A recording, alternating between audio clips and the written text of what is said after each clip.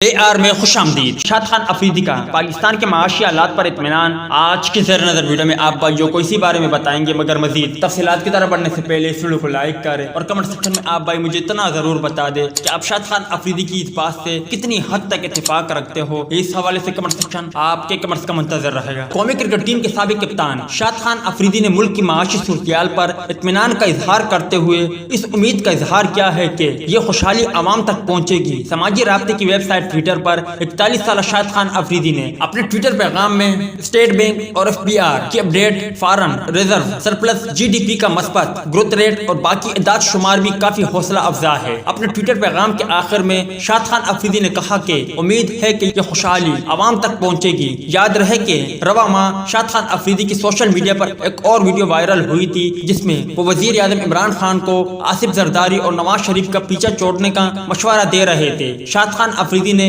وزیر اعظم عمران خان سے اپیل کرتے ہوئے مزید کہا تھا کہ پہلے پرانے پاکستان کو ٹھیک کر لے، پتہ نہیں اللہ تعالیٰ نے ہمیں کتنی زندگی دی ہے، نیا پاکستان بھی ہم دیکھ لیں گے، یہ اپوزیشن کا بھی پاکستان ہے۔